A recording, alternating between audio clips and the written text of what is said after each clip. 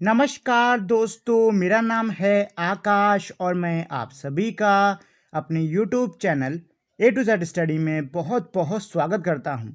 और आज की वीडियो में मैं आपको पढ़ाऊंगा क्लास 6th मैथ में चैप्टर नंबर 10 मेंसुरेशन की एक्सरसाइज 10.3 का क्वेश्चन नंबर 3, 4 और 5। तो चलिए दोस्तों, समय बर्बाद नहीं करते हैं, सीधे हम लोग इन क्वेश्चंस को लगाना शुरू करते हैं।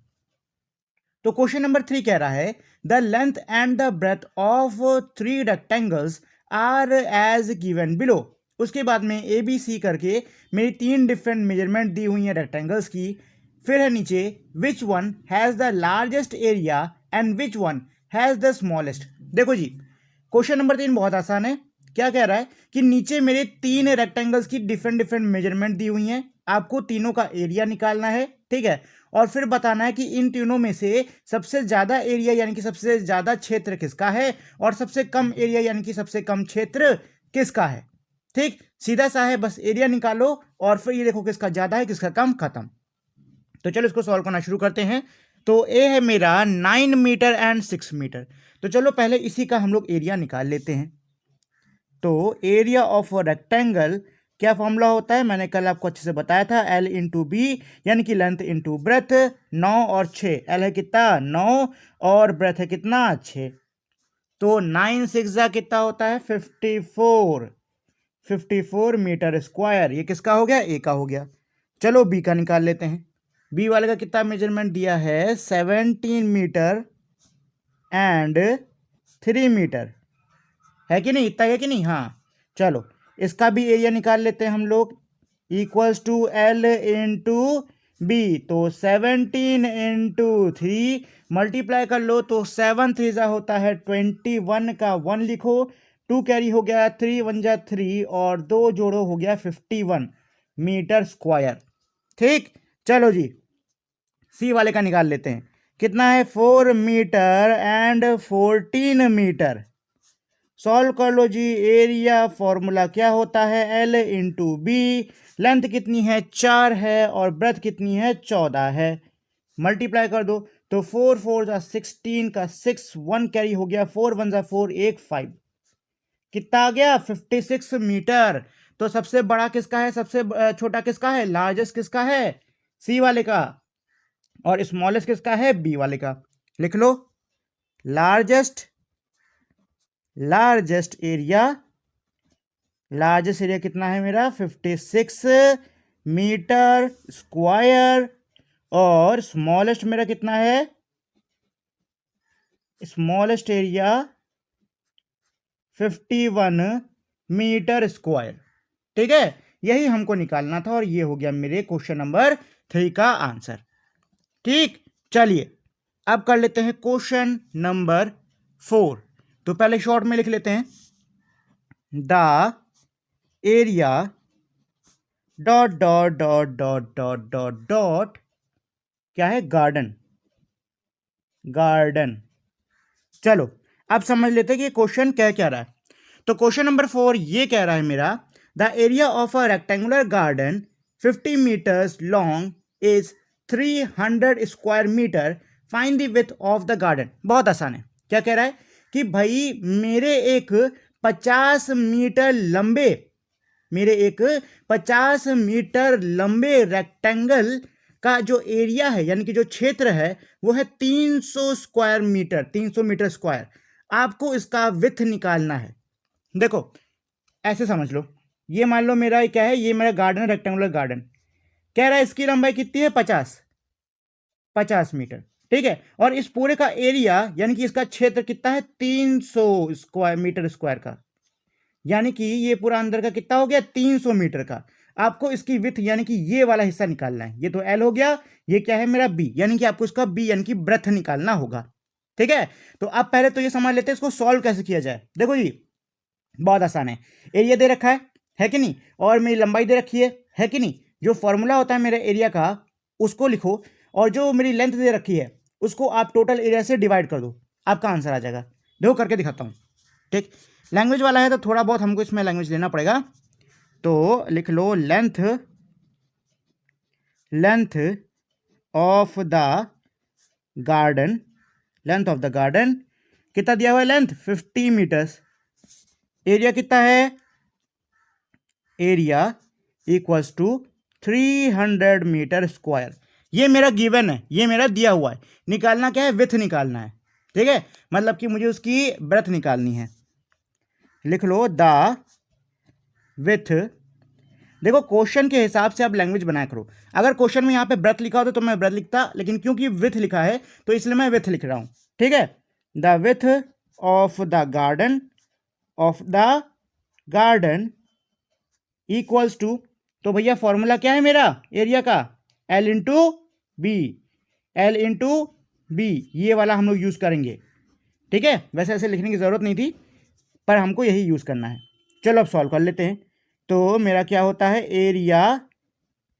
Area equals to L into B, ये मत लिखना डायरेक्ट, ये नीचे लाइन लिख देना, ठीक, ज़्यादा सही रहेगा।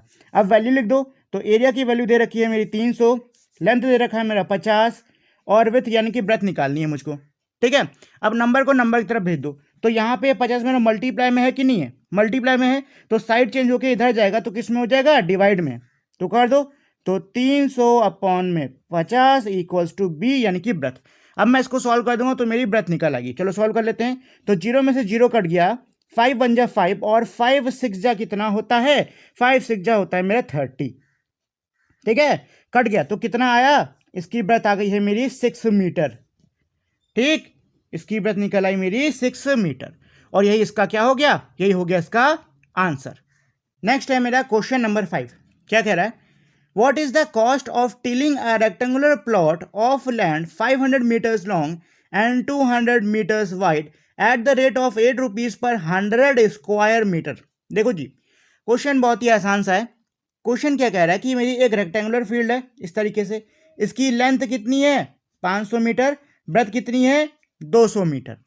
आपको क्या करना है कि इस प्लॉट की टेलिंग होनी है, टेलिंग मतलब कि खुदाई वुदाई इसमें होनी है, और उसका पैसा है 8 रुपया प्रति 100 मीटर के हिसाब से, ठीक है ना, मतलब 100 मीटर की खुदाई का 8 रुपये पड़ेगा।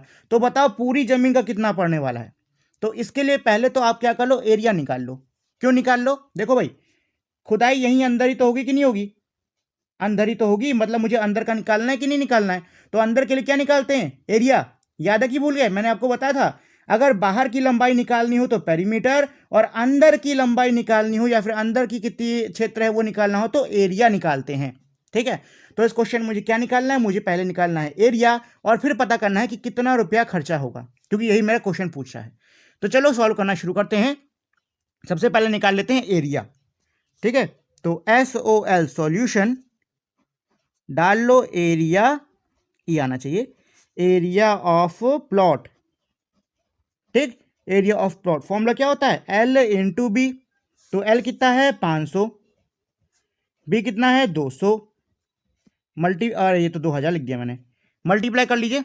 तो पहले जीरो काउंट कर लो, कितने हैं 1 2 3 4, तो 1 2 3 4 और 2 5 जा 10, आ गया मेरा आंसर। कितना आ रहा है बताओ जी, कितना आ रहा है, मेरा आंसर आ रहा है 1 लाख, ठीक है, मेरा आंसर आ रहा है 1 लाख। चलो तो ये मेरा एरिया निकला है कि नहीं निकला है, एरिया निकला है ना। तो अब क्या मैं कॉस्ट निकाल सकता हूं, निकाल सकता हूं, तो चलिए निकाल लेते हैं। The cost of tilling, the cost of tilling, the cost of tilling. अच्छा, इससे पहले आप कॉस्ट निकालना शुरू करो, फिर से क्वेश्चन के इस पॉइंट पे जरा ध्यान दो। क्या कह रहा है, 8 रुपीज पर 100 स्क्वायर मीटर। ध्यान रहे क्या कह रहा है कि भाई 8 रुपए प्रति 100 स्क्वायर मीटर का लगेगा, ठीक। ये कभी मत गलती कर बैठना कि भैया सीधे इससे मल्टीप्लाई कर दिए और आंसर आ गया, तब तो बहुत लंबा 8 लाख आंसर आ जाएगा, जो कि बहुत ज्यादा है, ठीक है, इतना नहीं लगने वाला है। आपको दिमाग में बैठा के रखना है कि क्वेश्चन ने साफ साफ तौर पे कहा है कि भाई जो मेरा पैसा है वो 8 रुपए प्रति 100 मीटर का है, यानी 100 मीटर खुदाई का कितना 8 रुपया, ठीक। तो उस हिसाब से सॉल्व करना, कोई डायरेक्ट मत कर देना तो गलती कर बैठोगे, ठीक। तो टोटल एरिया मेरा कितना है, इतना 1 2 3 4 5, 1 2 3 4 5 अपॉन में कितना है भाई 100 मीटर का है कि नहीं, तो इसको डिवाइड कर लो, 1 2, तो 1 0 इधर से, 1 0 इधर से, 1 0 इधर से, 1 0 इधर से, कितना बचा 1000। ठीक, और मेरे कितने का है, रेट क्या है, 8 रुपये प्रति 100 मीटर। वैसे यहीं पे N/8 लिखना चाहिए था, पर चलिए कोई बात नहीं। अब चलो इसको सॉल्व कर लेते हैं। तो 8 को 1000 से मल्टीप्लाई करोगे कितना आ जाएगा, 8000। कितना आंसर आ गया, 8000। यानी कि 8000 रुपीज लगेगा इस पूरी जमीन को खोदने में। ठीक, देखो क्वेश्चन बहुत ही ज्यादा आसान है, बस आपको जो लास्ट वाला पॉइंट है ना, ये वाला, इस पे ध्यान देना है। मुझे लग रहा है अगर आप लोग गलती करोगे ना तो आप लोग यहीं पे करने वाले हो। चलो अच्छा ठीक है।